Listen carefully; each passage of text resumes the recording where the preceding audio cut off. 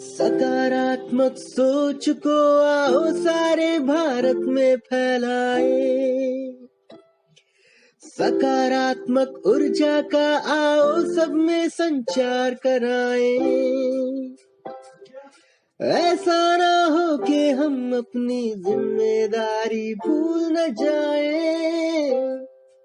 क्यों इंतजार करें हम किसी का, आओ एक मशाल जलाए। सकारात्मकता के उदय का चलिए हम उद्घोष कराए। RJS जय हिंद के नारों से अपना देश जगाए, RJS वंदे मातरम से सारी सरकार जगाए। Dr. B.R. Ambedkar had rightly said, Constitution is not a mere lawyer's document. It is a vehicle of life and its spirit is always the spirit of age. That means it's not enough that we commit to Constitution once. It is not for all. We have to rededicate every year, every time, every day to ensure that the Constitution of India is supreme. We have to keep reminding us. As the country of India, we know how diverse, how complicated our country is. In the same manner, the Constitution, if you go through the provisions of the Constitution, why Indian Constitution is treated as the largest Constitution or thickest Constitution? Because there are so many provisions being inserted, knowing fully well that India is a very, very diverse and very complicated nation. It is not a nation state per se. It is a civilizational state. It is a civilizational nation. It's not boundary drawn by somebody and a country has been created.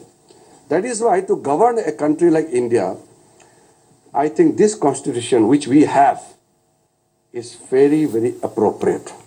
That's why on this day, I salute all those great souls who have made this constitution of India.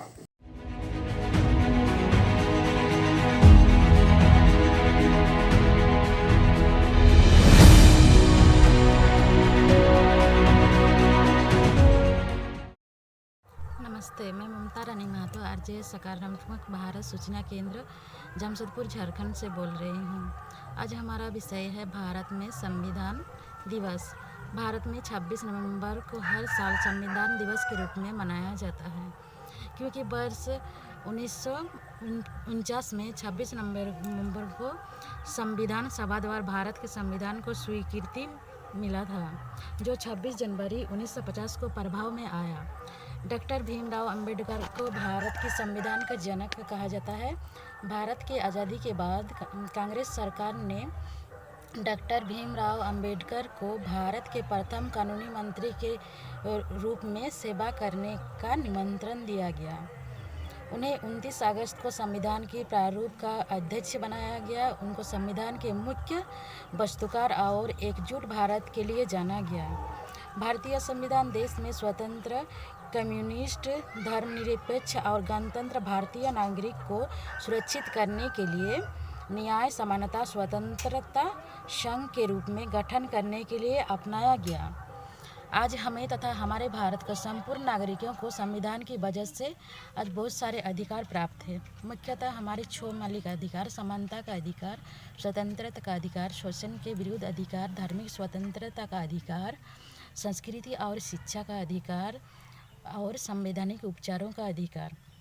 हमारे भारत का संविधान पूरी दुनिया में बहुत अनोखा है और संविधान सभा द्वारा पारित करने में लगभग 2 साल 11 महीना और 17 दिन का समय लिया गया था। धन्यवाद। जय हिंद, जय भारत, वंदे मातरम।